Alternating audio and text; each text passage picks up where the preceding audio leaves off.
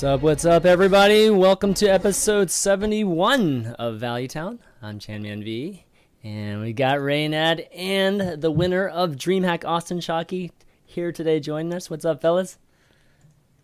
Not much.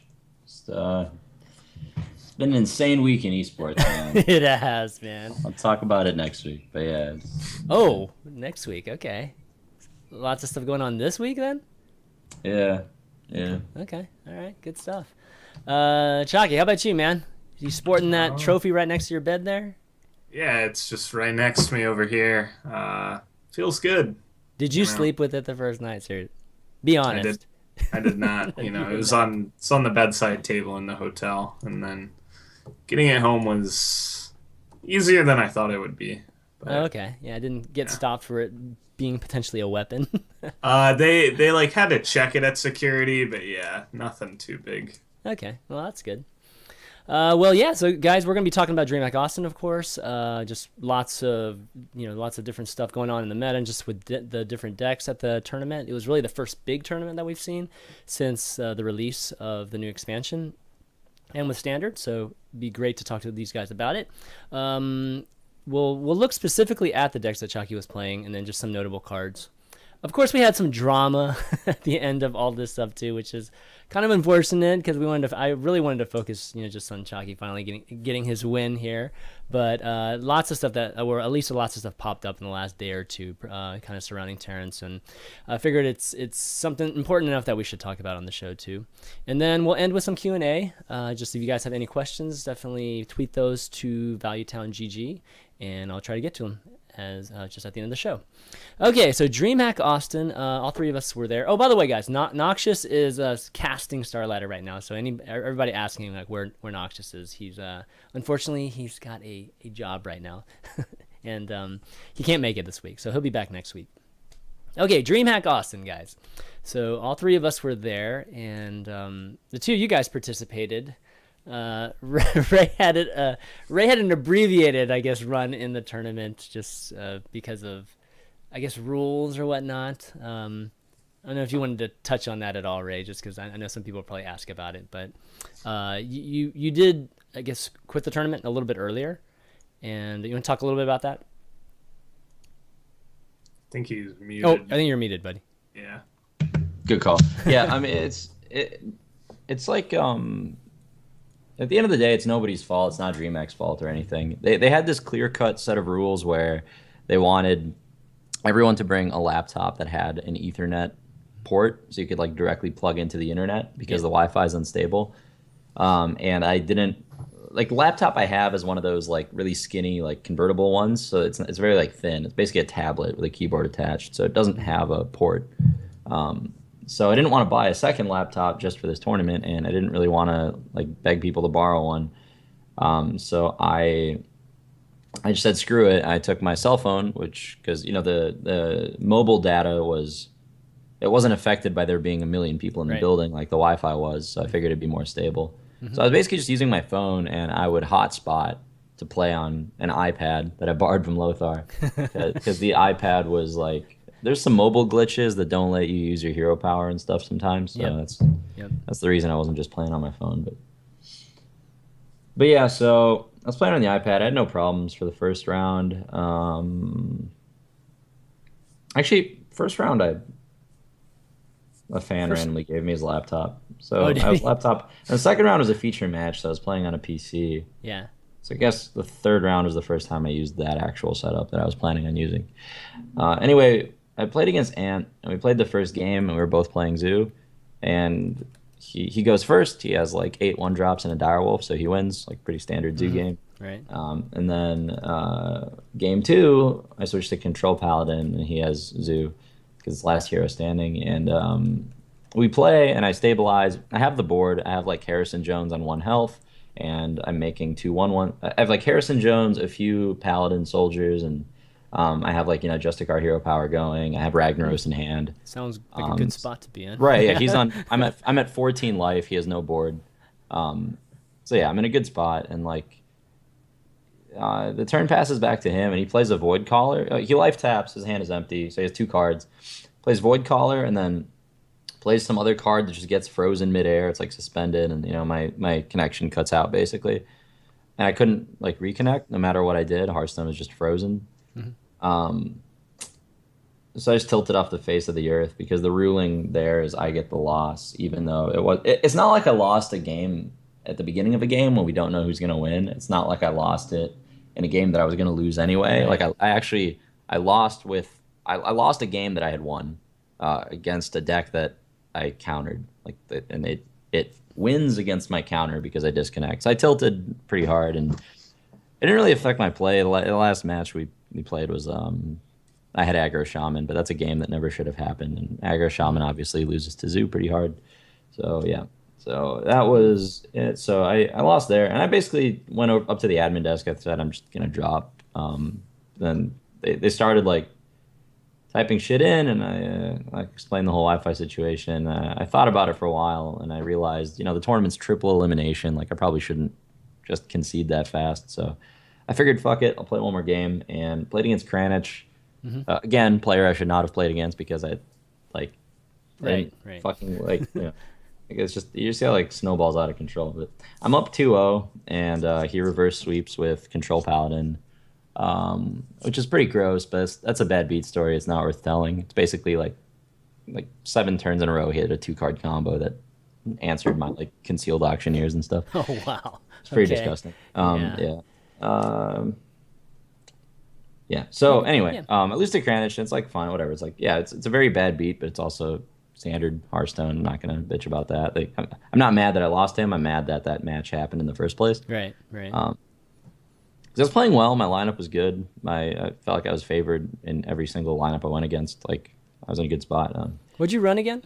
So I had a second. I can control Paladin, but it was like it was like a list that punishes Zoo, and I had Miracle Rogue, Aggro Shaman, and what the fuck else? It wasn't Priest, I know that. It was, yeah. Oh, it's gonna bug me now. Warrior? Warrior. Probably Warrior, right? That was like the most popular thing. It's. Oh yeah, no, I said all of them. Aggro Shaman Zoo, Paladin, Rogue. Yeah. Okay, that's 4. Yeah. Yeah. Okay, great. Yes, I mean, so Dreamhack is one of the few Swiss tournaments that we have like throughout the year. How'd you think, besides that requirement for that laptop, how'd you think everything went? Just, I guess, Chakki. It was really well run. They had a good rule set. They really worked hard on it.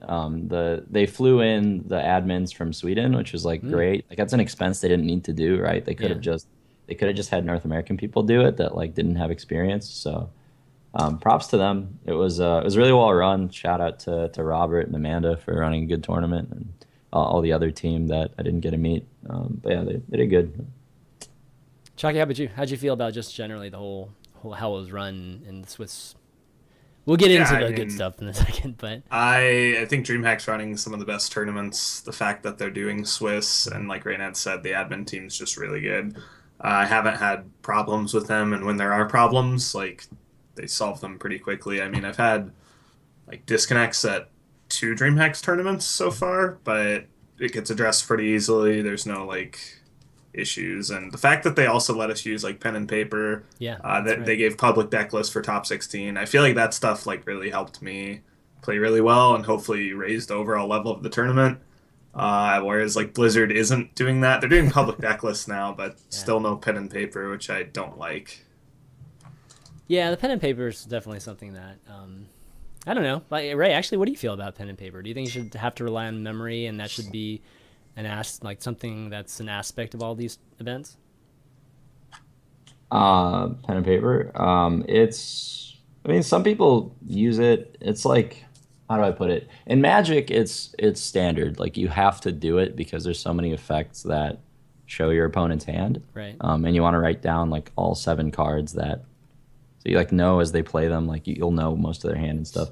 But also little things like you manually track life total and all of that. In other card games, it's standard to use pen and paper. In Hearthstone, you can use it. It's like it can be relevant if you're playing a very slow control mirror, or you can just like know for sure if they used like 2 true silvers or something.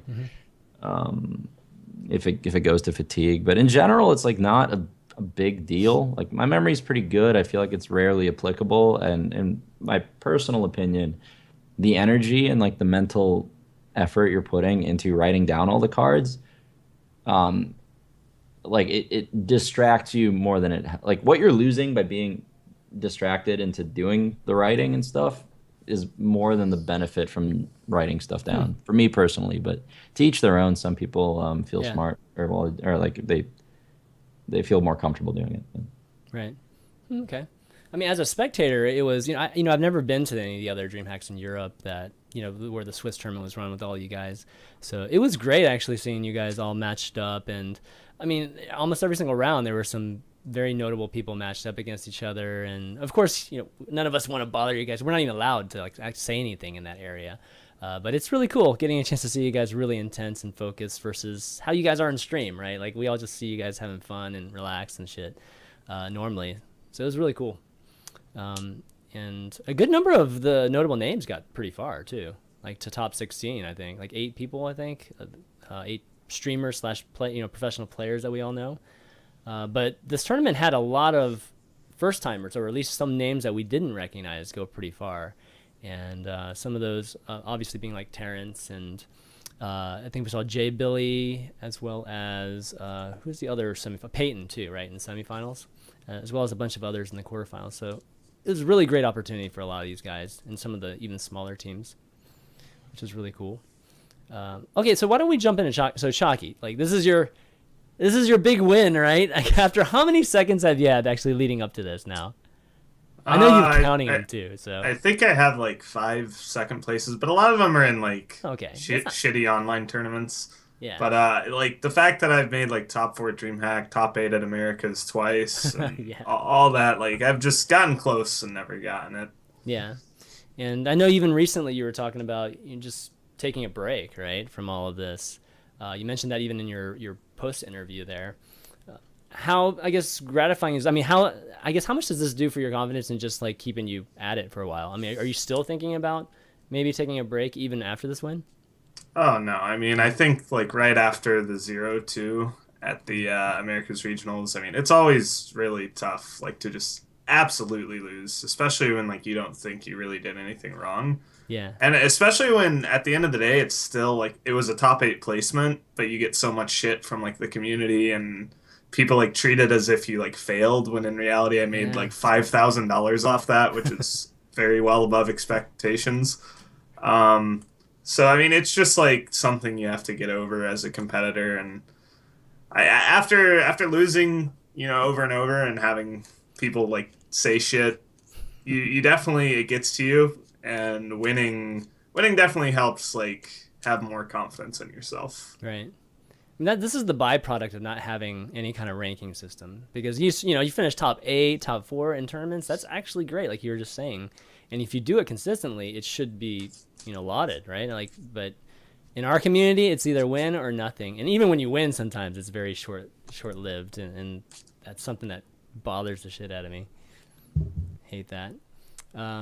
Okay, well, why don't we jump into some of the decks that you used, because I thought that the lineup that you used was pretty cool. Like you had Paladin, you had Priest of all things, right? We actually had a few people running Priest, which really surprised myself and a lot of other people.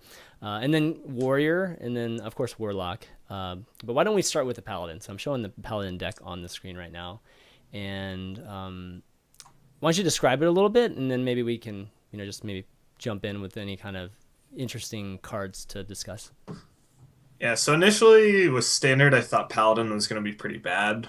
But I don't know, I talked a bit with like some people and also just kind of like the developers of Hearthstone. And, they said they thought Paladin was still okay.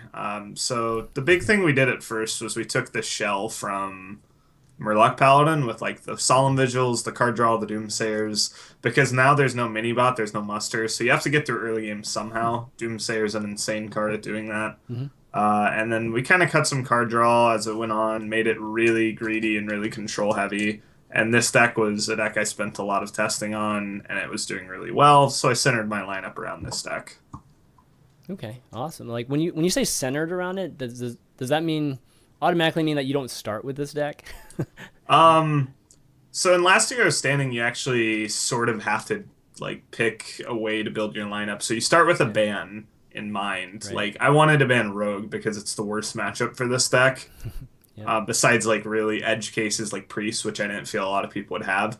So when you ban Rogue, you can then bring decks that are like weak to Rogue because it's going to be out of the question. And you, with Last Hero Standing, the main thing I did was I just made sure my lineup had multiple checks to each deck. So like if I was going to play Freeze Mage and they ban Warrior, I needed to have another deck that could beat it, which was this deck, Right. and so on. Okay, yeah, that's definitely. It's cool just to hear about the strategy involved with just bringing your lineup. Format obviously plays a big part in it. Ray, you actually brought a control paladin too. What are some of the differences that you see with yours and this one? So my deck was completely different, but that's because my ban strategy is different. So I was banning Shaman, so I could bring decks that are like weak to Shaman, and so my lineup was more centered around Rogue. So because of that, my Paladin deck, because I still thought it was a reasonable deck to bring, I kind of skewed it to be a little bit better against Rogue. Not favored, I would say, but close to 50-50. So I had things like Harrison Jones. I had double Rallying Blade. Is that what it's called? The Eagle Horn Bow with no Yeah, text. the 3/2. It's like double Keeper because I had the 2 Rallying Blades. I had all of the Humility Kodo Aedric thing at first, and then I basically cut all the Humility stuff, replaced it with like things that could kill 4/4s and 3/3s, and Harrison still had both Ragnaroses because old Rag is good against Rogue, so it was just kind of more of that strategy. It was also Corrupted Healbot, Infested Tauren type of plan. So yeah, that's the one thing I noticed too here, Chakki, is that unlike some of the N'Zoth decks we've seen just to date, whether it's on ladder, just Reddit everywhere, we don't see many death rattles in this. We literally see, I think, the 4. There's just 3. Or is it 3? Yeah, it's only 3 actually. Yeah. So I guess talk to us a little bit about that. I mean, is N'Zoth really that much of a finisher if you only have those 3? Yeah, I mean, you're pretty happy just N'Zothing one card. I would compare it mostly to like anything can happen. So you don't need to play all the Murlocs for that card to be really good. You just play the most impactful ones. It's a little different because they still ran 5 Murlocs, but basically the other Death Rattles, like on their own, aren't very powerful. And I just made the deck to survive through the early game, get to the late game, N'Zoth the really impactful stuff, rather than trying to N'Zoth the huge board, because usually they're going to clear it anyway. Like, every control deck actually has a way to clear N'Zoth, regardless of what Death Rattles you use. So I didn't focus as much on the N'Zoth as I did the kind of external win conditions. Like, I added Justicar, I added Eadric to kind of help stabilize the board. So yeah, it's just much more of a control paladin with N'Zoth as kind of an X-Factor finisher if you need it. Right. Yeah, the Justicar seemed to be a super huge, definitely a super huge factor in this deck, which actually, when I was running this deck, I had totally forgotten about Justicar, so that was really enlightening. I definitely added it immediately the next day. Again, it's been wonderful since. So Spellbreaker, silence in this deck too. We didn't see a ton of silence, so why don't you explain that? Is there a problematic card that you were trying to counter with that? So this deck is basically my second check to Freeze Mage, which silence is really good against for Doomsayer, for silencing a freeze target, stuff like that. Yeah. If you're not against Freeze Mage, it's basically going to hit like Tyrion or Sylvanas a lot of the time, but there's just a lot of decent applications for it. You can deny card draw, you can kill Doomsayers with it, which sometimes you can't. Like, maybe you don't have the Kodo, maybe you need to save the Kodo. It's just like kind of a generic decent tech card that I felt was better than Keeper of Voldemon. Like, it sort of serves the same purpose, but since I have the humility package, the Kodos, I can deal with stuff that normally people use Keeper of Voldemon to deal with. Yeah. And Spellbreaker, I just felt had more applications. Okay. Yeah, Ray, are you running Spellbreaker a lot? nope, I didn't play any silence in my decks. It's a fine card though. Okay. Man, one thing about this deck too is that your Rag in this deck hit a lot of good things this weekend. Lots of concealed auctioneers, and it's like old times again, man. Yeah, I hit 2 really important Rag 50/50s, one with Light Lord, one with Fire Lord, Yeah. in the tournament. And I mean, It feels good to look back at a tournament and finally say, the play was there, the decks are there, and I hit a couple 50-50s that I needed to. Normally it's the other way around. So, everything is kind of the perfect storm this weekend. Well, you got to be lucky too, man, to win these tournaments. It's Hearthstone after all, right? But yeah, that was definitely cool. It's just exciting getting a chance to see Rag again. It's even just from a casting standpoint. Too much of it, I know, can be be a bad thing. But every once in a while, just having that kind of excitement is fun. Okay. Any last? You have any last comments, Ray? Maybe any questions for him on these decks or this Paladin deck or no? No, it looks solid. Yeah. Cool. Pretty standard. Yeah. Oh, I love Kodo too. I'm so glad Kodo's back too. By the way. Okay, so Warrior. Okay, so this one was actually surprising because this is, I would say, just a very, I wouldn't say generic, but it's Control Warrior. It's kind of like we've always thought of Control Warrior was. Has Elise obviously in it too, so it's just only that flavor. But the most recent, I guess, trends in meta has been more of a Tempo Warrior. And even some Patron too. So whenever I saw this, I was just like, oh wow, he's actually playing just a straight up Control Warrior. So why don't you talk a little bit about why you were so successful with this? It kind of just goes along with what I was talking about in last year's standing. You don't necessarily want to just take the straight up best decks. You want to take kind of different counters to things. So this list was really good against what I needed to be good against. The Doomsayers were kind of the tech that a lot of people didn't have, and I feel like if you play Doomsayers correctly, it's one of the most powerful cards in the game right now. So, like, if you can find the right time to do it, it can gain you so much tempo, a lot of time to just get a lot of life. You can deny really important turns from people. The rest of the deck's kind of standard. I mean, it's pretty threat light, but I was still able to kind of win mirror matches. Just need to kind of know how to play it out, what to do with your cards, and yeah, it's definitely nothing too out there, but just good old Control Warrior. Yeah, I would say you won the majority of the mirror matchups that I saw. I mean, even some like Control. I mean, you could tell you practiced this deck a lot too, because there are a few mirror matchups with Control Warriors that I think you played pretty flawlessly. One in particular, I think was it against Jasm or? Yeah, it was against Jasm, and I mean, I think that basically he threw out his Sylvanas, and I guess he had like 9 uncastable cards. Yeah, it was crazy. At that point, you kind of just have to realize that you're supposed to pass. You can never throw out Sylvanas in the mirror, or else they just give you an Acolyte and you lose. So, I'd learned a lot. I had to lose a lot of Control Warrior mirrors in the past in tournaments to get to the point where now I know how to play it out. Yeah, and that's exactly what happened. Chakki ended up giving him an Acolyte, so we ended up drawing like another 1 or 2 cards. But yeah, how much did Elise play a factor in your matches?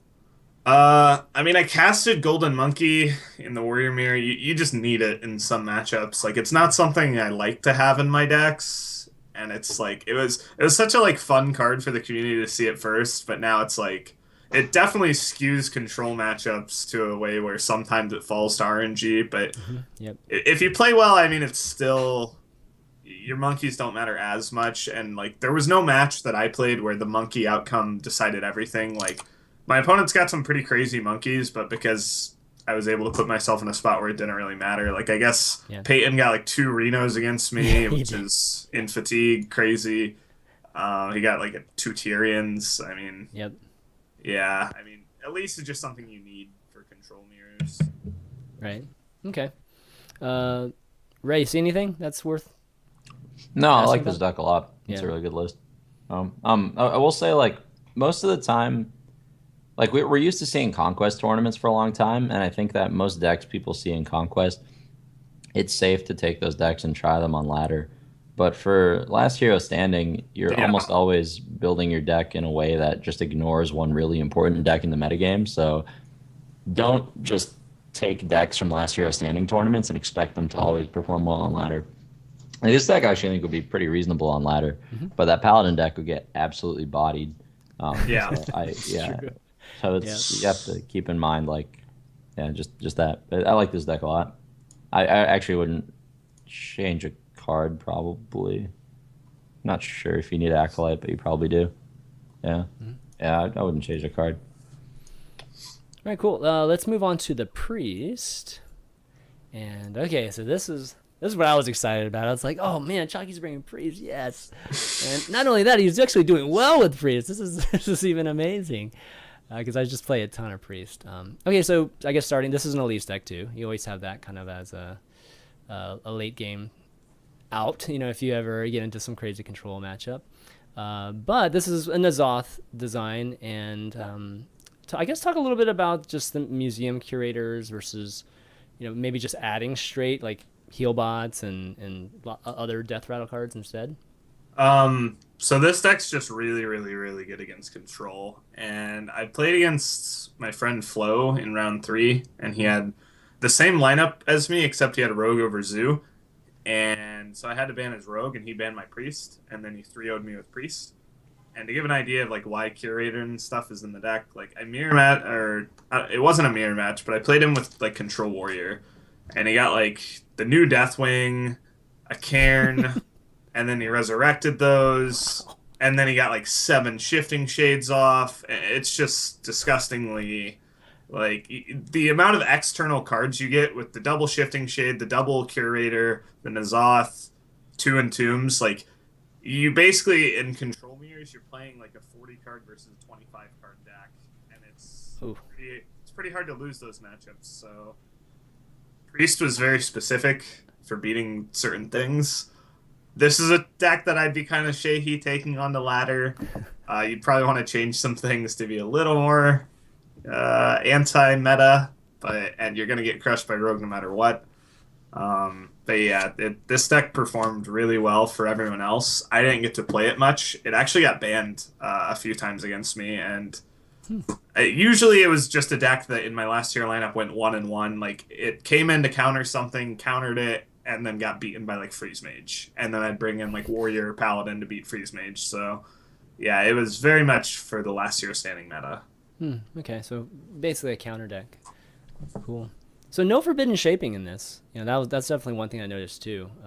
Not like the card doesn't really apply here. It's a card that like I haven't played with it, but it'd have to be really, really good on average for you to play it, because it's not a card that you can realistically play and know what's going to happen. The only time it's really good is if you have the tempo, which this deck very rarely does, and you can slam like a 6-drop with it or a 7-drop. Right. I usually do 8 drops just because there's very few bad 8 drops in this game. I should get the Boogie Monster. That's never fun. But that card, I can't really see how it would fit here either. Cool. Ray, any comments on this deck? I think I should play 2 Doomsayers, but other than that, it seems fine. I guess I would cut Harrison. I guess Harrison's just there for the only thing it's good against for is Shaman. For Shaman. It's really good against Shaman too. But you didn't ban Shaman, you were banning. I didn't ban Shaman, so kind of needed at least a weapon removal. Yeah, it doesn't even matter if you overdraw against that, right? As long as you just get rid of that Doom Hammer. Okay, let's see. The last deck that you brought was the Warlock. So Zoo Warlock. This seemed to be pretty popular in the general player pool. The only thing I'll just point out card-wise that I thought was really cool is the Crazed Alchemist. I think that's the one card that stands out versus what everybody else is running. Yeah. I guess talk about that. Well, this actually, like, the list that's on screen isn't my list, but I run 1 Mortal Coil and 1 Soulfire, and then there's probably a 2 of something missing. Yeah, I don't know. Okay. I must have gotten I think I have 2 Direwolves. Yeah, Direwolves. So I only have 1 Soulfire, 1 Coil. Those are like techs. Okay. The Crazed Alch was something I came up with like the night before the expansion even hit. Like we realized Doomsayer was really, really good. And Owl's awful now, so Crazed Alch's like the new counter. A lot of players actually brought it. I was surprised. Like Tiddler brought it, Ant brought it. There were at least like 10 players in the tournament running Crazed Alch, not only in Zoo but other stuff. It also kills Flame Tongue Totem, Manatide Totem, and it just has like general application in a deck with a lot of buffs like Zoo. So yeah, it was really powerful for me. I'm not sure if it'll be a mainstay in the deck, but it did really well. And if Doomsayer is still going to be around, then yeah, it's probably going to stick around in the list. Yeah, it seems like it does have legs. I can't, Doomsayer is one of the biggest cards to counter Zoo. So, yeah, what do you think, Ray? You think Crazed Alchemist is here to stay in Zoo? You love Zoo, Yeah, so. yeah, it's solid. I mean, a lot of people were playing it. Saiyan had it, Super JJ had it. It's definitely good. I'm not sure if like I don't know if they were playing one or two, but yeah, it seems like Doomsayer is one of the best neutral cards in the metagame, like by a large margin. So it I don't think it'll really ever stop being good. It's just yeah, unless until the card changes happen or new cards come in. Right. So yeah, until then, Crazed Alchemist is definitely a solid choice. Okay. Good deal. All right, well, I guess that's going to be all the decks. I guess I'll maybe conclude the talk with just asking you guys any cards that kind of surprised you or decks that surprised you during the tournament that had a lot of success. Either of you guys. I saw a lot more Reno than I expected. Just Reno Warlock, Reno Mage variants. Two of my top 16 opponents had Reno Malagos Freeze Mage, which I had to ban. I didn't really come in prepared for that. I was unfavored in both of those matchups because I had to ban it. I had to ban Reno Warlock against Peyton. I ran into a lot of Reno in my top 16 run. Besides that, the only other thing was Orange and Zalay top 16 with Beast Druid, which I didn't expect to do that well. We kind of actually tested that deck a bit, and it didn't quite make the cut. But I guess they had success with it, so that was the only other thing that really surprised me. Yeah, Beast Druid is pretty awesome. I don't think we see Beast Druid that much on stream. Maybe a couple times. No. Yeah, I don't. I didn't actually catch it whenever they did play it, but I knew they were playing it, which was really cool. Anything, Ray, that surprised you saw, or any of your opponents, or? I guess I was surprised Rogue didn't do better. Maybe it got banned a lot. I don't know. Rogue felt like far and away the best deck to me. In tournament play at least, even on ladder, I think. So yeah, it's like, I guess I just expected to see more sweeps with Rogue. Yeah, that's true. I mean, I don't think we saw that many. Definitely saw some with Shaman. Definitely saw some with Zoo, at least on stage. I don't think we saw a ton with Rogue. But Rogue's here to stay. We're gonna see plenty of Rogue moving forward for sure. And what's the next big tournament for you, Chakki? Just prelims, not this weekend, but the next on the 20th. Yeah. I think we're gonna see a lot more Rogue in Conquest, a lot more Shaman, Yeah. because Conquest is a lot less about having specific counters, and it's a lot less lineup oriented overall. I'm probably not gonna be bringing anything similar to what I won Dreamhack with. It's probably gonna be a much more honest, mid-rangey, just good deck environment rather than super greedy control decks.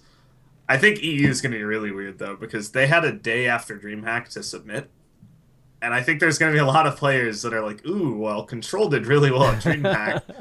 And it's well, not really. Conquest format. is a lot different. Exactly. I remember listening to a couple of you guys talking about just the differences between the two and how different bringing the lineups are when you have those two different formats. So that would be crazy if we saw a bunch of Control in that format. Ray, how about you? What are you playing in next? What tournaments? Yeah, you've been busy this last few weeks, so. Yeah, I have a tournament in the first week of June, and then I'm doing Dreamhack Summer. So cool. Yeah, we'll see if I want to do those. I mean, I dropped out of Austin before getting eliminated. It wasn't just because of the Wi-Fi thing. It was I noticed it was a lot of rounds. It was 9 rounds, and they were each taking 2 hours.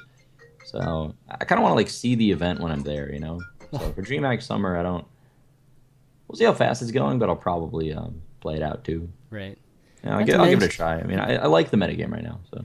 Not to mention you have a team to look after in other games too, your at CSGO Austin, team. All of our teams are there. Exactly. CSGO, Heroes, Smash, Hearthstone, they're all there. They did pretty well too. Second in CSGO, and Axe did pretty well in Smash. Good stuff. Okay. Well, why don't we? Well, anyways, congratulations, Chakki, for finally winning. I mean, I know a lot of us were out there rooting for you in the crowd, and man, Admiral was hooting and hollering. He was like the one guy that was literally like yelling like a sports arena. But we were definitely cheering for you, and it was great to see you finally get one, man. Yeah, it was great to win and great to see just all the support I got from just people there. It was great to have a North American land because, Yes. if you go to Europe and Yes. like maybe like two people would come up to me at a European land and be like, "You're Chalky, right?" And so when I went to Austin, like I probably signed like almost 100 things, and it was just awesome to see the support. Yeah, we need more of these. So hopefully this was a success, and they'll have a lot more, not just in Austin, but in the U.S. period. Because outside of QuakeCon, guys, and QuakeCon is obviously mostly an FPS type of event. I mean, there's no lands in the U.S., literally none. So, especially BYOC lands. I mean, so this is huge. That's one of the reasons why I wanted to make sure I was here, because it was so cool.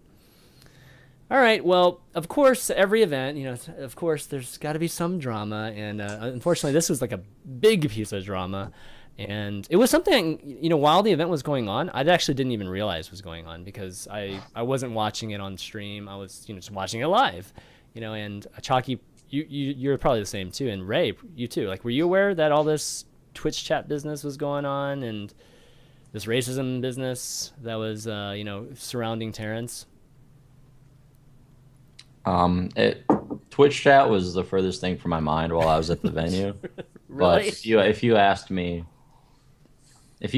on site, like, Reynad, do you think the chat right now is being politically correct and supportive of our players? I would probably say no. Probably, you'd absolutely say Right. no. I could have deduced that one myself. Yeah, so anyways, I don't think any of us were aware of it, but, the aftermath, I think it was very, very clear what was going on there. And just for the folks that might have missed it or haven't been reading Reddit, I guess, the last day or two. So Terrence M., who is a player from Gale Force, the team, had an awesome run. Actually, he was, I was rooting for you, Chakki, but I actually was talking to folks, and I was like, I think Terrence is going to win just because he has a pretty good lineup. He's just been playing solid, like, since round 16. But he had a great run. I don't know him, so I just met him for the first time this week. Really great kid, really nice kid. And he's African-American. And, of course, in Hearthstone, we don't have very many African-American notable players. So you can imagine what Twitch chat was like. I went back and watched the VODs, but unfortunately with the VODs, when admins were banning people, it wasn't like banning in real time as you're watching it, right? Like, so if they banned them at any point, it's just like messages were gone already. So I didn't really get a chance to see exactly what was going on, but I could get the gist of it, and some of them would sneak through too. So, lots of, obviously, those type of messages, racist messages that were happening in Twitch chat. So a lot of that came up, and I think the discussion that maybe that we should have is whether is this just a Twitch chat? Is this specifically just a Twitch chat, or is this does it have any specifics to the Hearthstone space? Because we don't have any very notable African Americans right now. So I'll start First off of all, you can say black, Chris. It's like African American was politically correct Okay, in the I'll say 90s or black. something. It's Yeah, okay. Okay. Thanks. No Ray. problem. Second of all, what was the question? Just is this a general Twitch chat thing, or do you think this is specific at all to Hearthstone? It's just a general Twitch chat thing, man. I feel like we're being part of the problem right now in like discussing it in a way. It's like I feel like a lot of what's happening is when you use the word like racism or talk about subjects like this in general in any community, you're just going to get press because people are going to have opinions. They're going to find things to get worked up about. And that's kind of what all these publications that are doing reporting on it now, Like, yeah, we see it on Reddit, like what right now, front page, Daily Dot article, 700 views. Like, it's just because Carling's thing took off and now somebody else is like, oh man, racism, I need something to write about today. That'll get clicks. And it's just spirals out of control. Like, the community is supportive of Terrence, right? Period. Yeah. Like, nobody's saying fuck Terrence. Like, and Twitch chat is a bunch of like 12-year-olds that don't understand the meaning behind the things that they say. nobody's like legitimately, you know, I mean, maybe some people legitimately have racist thoughts, but you're not going to change people's minds in that case. Like, people are just going to say stupid, offensive shit on the internet. Well, It's dumb to me that it's blown out of proportion to the point where we're talking about it, I guess, because it's an issue that can't, like, it's worth talking about. I yeah, don't I want mean, to we say should it that way. absolutely talk about it. I Yeah, mean, I'm just saying it. I don't want to like I don't want to help like start up this media frenzy yes. because I feel like it's if people are talking about it because the publications are trying to get clicks and not necessarily because there's an addressable issue with solutions here. Yeah, so the reason why I think that it's maybe, I guess, a little bit different than the normal talk about racism and sexism and things like that on Twitch chat, which happens all the time, right? Is that, there was an instance where, Terrence had wanted his family to watch him be in the finals, right? And that came up. And, these people are probably not exposed to Twitch at all. And probably not realizing maybe their son or their nephew or whatever is being just in this kind of environment. And then, I think that's why it was a little bit different. And, Terrence obviously explained to his parents, like, just Twitch chat is a bunch of immature people, and he actually said that. But I think that's where it's a little bit interesting of a discussion because, there are a lot of people who will be, coming into esports, experiencing a lot of these games, like, for the first time and, how people respond. Like, are they going to respond in a very positive way seeing this type of stuff from Twitch chat, especially for a Hearthstone tournament? Which leads to maybe events needing to really, really crack down in moderation, and that sort of thing. Well, yeah, the racism thing isn't something that comes up often because, like you said, there's not many black competitors, but it does come up in like all the games. It's not just Hearthstone. And the other thing is like the whole parent thing. I mean, my parents watch my games, and it's not like Twitch chat says the nicest things to literally anyone. Like, it's always shitpost about everyone. Yeah. And whether it's like the color of your skin or whatever else, your size or it's whatever. Yeah. right. Like, it's always going to be nasty things. And the only thing I can think of is maybe like chat can be off by default and you have to turn it on. Like, if you're That'd not be on nice. you're not on a Twitch account, that way, like, when parents who just want to watch or people outside of esports that don't care about the Twitch chat hive mind thing, when they pop on, like, they don't see that instantly. That's not like Yeah. thrown in their face because right now it is. You have to actively turn it off. It's not something that's Correct. already off and you have to choose to participate in. But yeah, I think it is kind of like Reynad said, being blown out of proportion. Like, for journalistic purposes. I think Terrence is handling it really well, and like Absolutely. like Reynad said, he's getting a lot of support. So I don't think it's too destructive. Like, some of the articles are saying things like, "Oh, this is going to be the event that's remembered for racist Twitch chat," and it's like, no, it's not. Like, we shouldn't take away from his performance or anyone's performance in the tournament. Like, the tournament was a great tournament, and chat's not going to change that. Yeah, we shouldn't take away from your performance, actually. So that's why this is all unfortunate. And I agree with you. I think Terrence is handling it really well, and he's a really just kind of chill, soft-spoken guy too. So having to do these interviews, it's tough. It's definitely tough, like, even doing these interviews because it puts him in a very awkward position too that he might not want to be in. But overall, it's really cool. And again, he's a really good player, and hopefully this helps him get some exposure too, because that'd be really great. Definitely great for him. I guess, but that suggestion, Chakki, just having it turn off, I think is probably the best thing I've heard so far, just in terms of possible solution. and just if you're not on a Twitch account. If you have a Twitch account, you can have Twitch, because I know the main thing people would say is, I don't want to have to click a button every time I enter a stream. Yeah. And that's fine. You can have chat on by default if you have an account. But all right, yeah. So that definitely Hearthstone event organizers definitely take that into note for sure. If you can just by default have it. I do want to bring up one thing about this though. There's like regular Magic tournaments that happen on Twitch too. They've been happening long before Hearthstone was ever a thing, and before Hearthstone was even a game, there was like a tournament, and like this thing called Star City Games, which has like they run a lot of tournaments.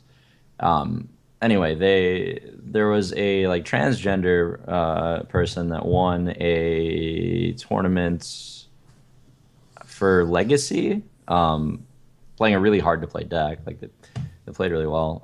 But chat was like going in and just being terrible people, obviously. So after that, what happened is every single Magic event disabled chat, not just Star City, but like every single tournament organizer just like stopped using chat ever, like period. It was just Wow. off by default and all. So I don't think we want to see that. Like I don't want to ever, yeah. But I like Chakki's suggestion. That's like an elegant fix. So maybe that's something that comes of it. Yeah, definitely be great. Okay, guys. Well, that's gonna be it for like our DreamHack talk, and pretty much just a lot of the segments that we have. So we'll probably be taking some questions here, or we will be taking some questions. So go ahead and tweet those to ValueTown GG. But in the meantime, I just want to give a shout out to just our patrons for ValueTown. Just some folks that have been supporting the show for a while. CJ Hines, Shane Sherman, Lucas Capdeville, Jacob Sebastian Feld, Ben GM, Nicholas Lerviera, Emil, and Matt Balcom. Thanks a lot for that. And for those of you tuning into the podcast too and have left 5-star reviews, Lil, Mike Morgan, Arnie, Numero Uno, thanks a lot for that too, because that really, really helps ValueTown just kind of in the audio space. I think a lot of people don't realize that people actually listen to these shows outside of Twitch, and the audio space is actually a really great place to really reach people too. So really important to help us, I guess, help ValueTown in that way too. So really appreciate that, guys. Any questions? Let's see, what questions do we have here? Let's see. Okay, so Antonio, should Twitch employ staff for moderation, or is it entirely up to the tournament organizers for largely viewed broadcasts? So question about that. What did you think about moderation? I mean, I think they were trying their best. I mean, they can't read people's minds, and people were talking about bots and things like that, but bots are never perfect either, guys. So I don't know. I mean, moderation is definitely something that needs to be taken seriously, but they were trying their best this weekend. At least I could tell. I don't know. What do you guys think? When the moderation though is like, what do you want them to do? Ban the try hard emote? Like, because that's what they did for part of the weekend. It's That's like right. that's literally part of the website. So if that's the point you're getting to with moderation, like it's a little weird. Like I understand some things absolutely need to be like auto banned, like very offensive things, but Yeah. like some are just emotes. Like Yeah. Yeah, I mean, the tryhard emote is, that's definitely debatable for sure. Okay, let's see. There's a question from Volta. I can't even pronounce these. There's the European ones. Hanslick. It's, what do you think about Amnesiacs and Firebat's OTK decks in Starladder? Haven't seen them, and he asked, will OTK decks be good again at some point? it's sort of a cycle. Like since Control's really hot right now because it's been doing well, not only in DreamHack but EGLX the week before Control won. Right. And now it's flooding the ladder because there's a lot of people that just look what won a tournament. It's on Hearthstone. I'm gonna play it on ladder, and a really good answer to that's just like killing them in one turn. There's nothing they can do. Forbidden Healing won't do anything if you Mind Blast them from 30. So it's kind of really smart by them to recognize the pattern, but now it's going to go back to like mid-range and aggro, and the cycle will always continue. Okay. Ray, any comments? No, I mean, it's pretty much how it goes. Yeah. Okay. OTK decks are there to like prey on control usually. Okay. Yeah. Awesome. Julius Carlson asks, what are your thoughts on tournaments not getting views because of players being mostly unknown? Do we need more invites? Okay, interesting. Ray, I know you have, I guess, thoughts just generally with Yeah, how I to mean, get views in tournaments and stuff. Whenever we have invites, people are complaining it's not open, and whenever it's open, the viewership sucks. So it's like there's always this vocal minority that wants there to be less invites, but just the reality of the situation is the free market. Oh, I think you're muted. You can't hear you, Ray. You like muted all of a sudden. Uh-oh, I think he can't hear us at all.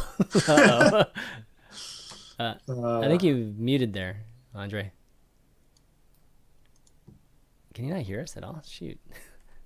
You can hear me, right? Chakki, you can hear me, right? Yeah, I can hear you. I can hear you. Okay. Ray, you back?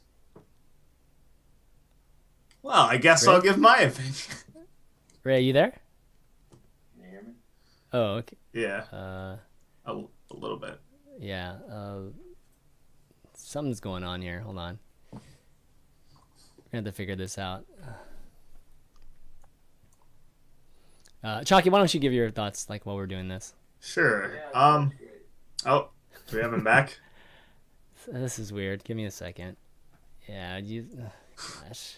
I mean, I pretty much agree with what Reynad said, but I do think for tournaments like DreamHack, like there's enough big names that I don't feel like the viewership sucks. Like, I didn't get a chance to like look at numbers for DreamHack and stuff, but the viewership seemed normal to me.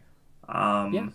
I mean, it was one of the best viewed games. At The new thing seems to be you run an open tournament and you incentivize big names to come. So like you'll pay Firebats way out to the tournament. Like that's something EGLX did. They invited like 4 or 5 players to their tournament. So you pay for Firebats' flight and hotel. He comes to your tournament. Suddenly, now you have a feature match to show.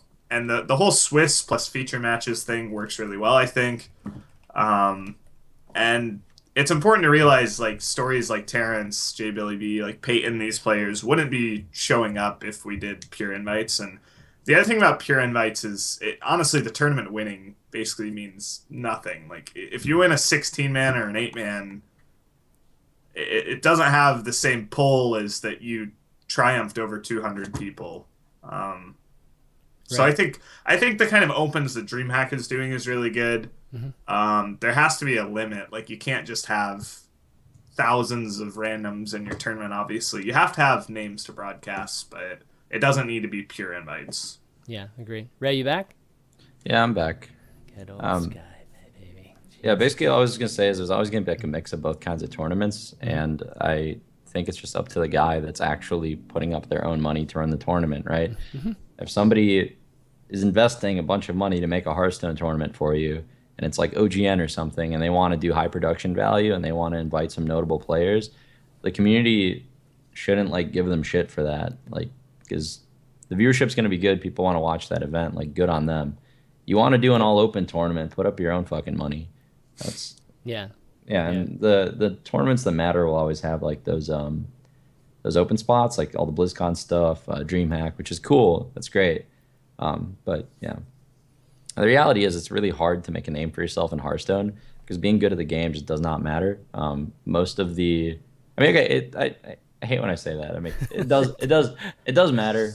Right? It does matter. It's just like even the best players in the world will win like 1 in 20 tournaments that they play in, and a lot of the times that these known players will like win more tournaments happens to be because they can afford to travel to every single event and they just play in 20 times more of them. Right. So it's like hard to really build a name for yourself as a nobody because same reasons in Magic, travel's expensive.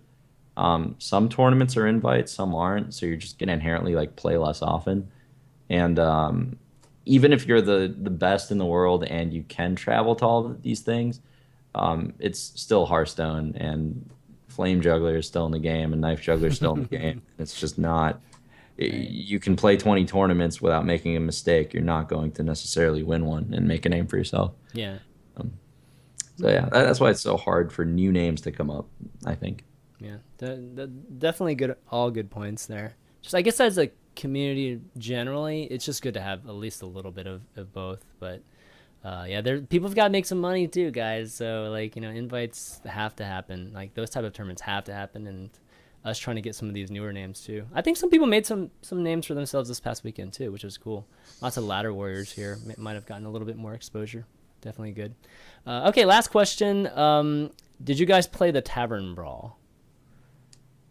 There's a little bit of it. There's a lot of discussion of the Tavern Brawl for those that might not have played. It's pick any 2 cards, and then that's the only 2 cards you get, like the entire 30, like your 30 card deck. Ray, did you play it at all?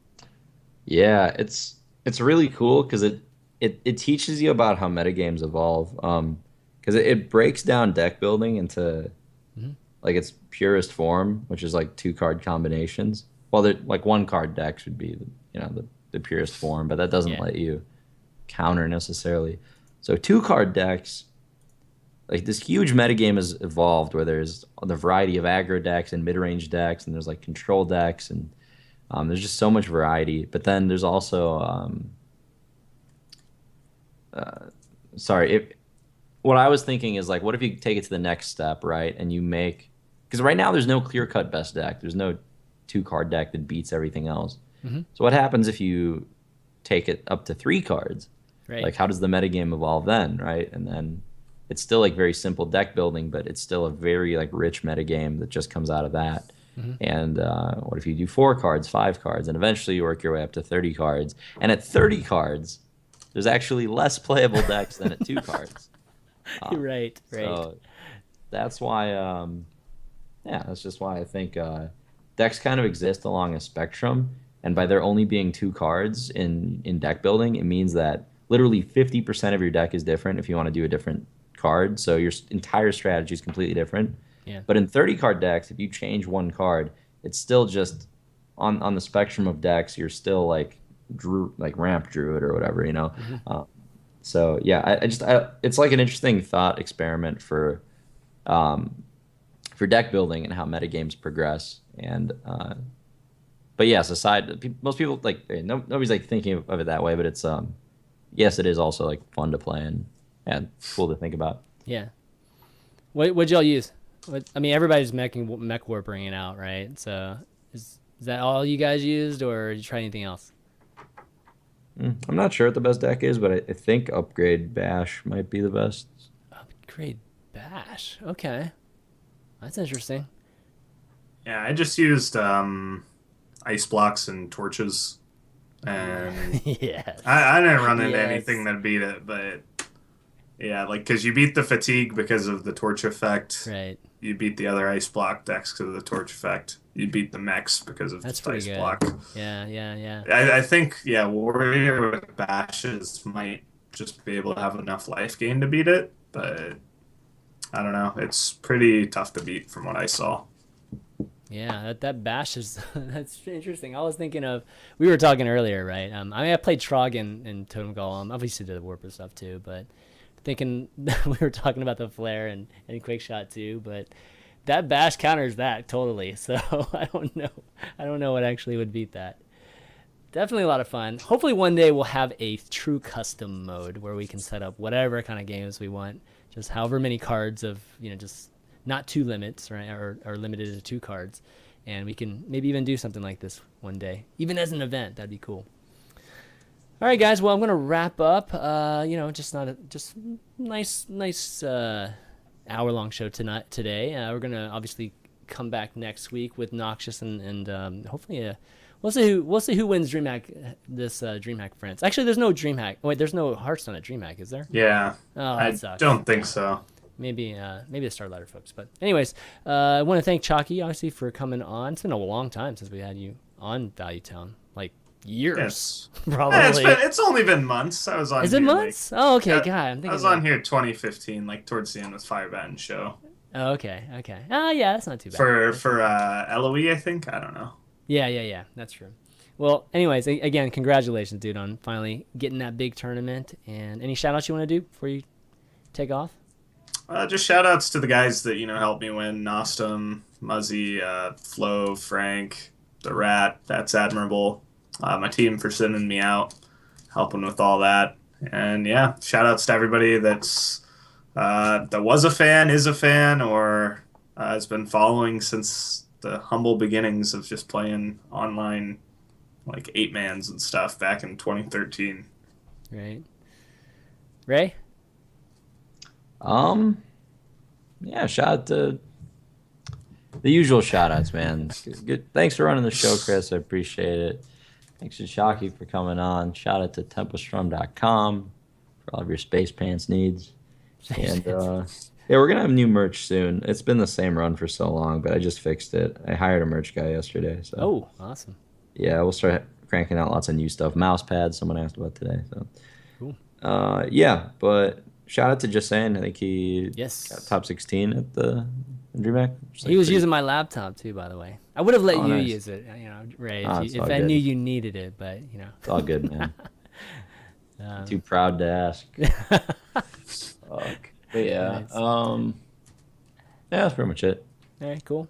And again, let's thank you guys for doing the show with me. Obviously, Tempest Storm for sponsoring Value Town, and all of you guys for watching the show. VODs will be up, youtube.com/ChanManV, probably in about an hour. I actually have to go do something right after the show. Usually I get these babies up right after. So an hour, check there. Audios will be up later on tonight on iTunes and Google Podcasts and all your favorite aggregators, podcast aggregators.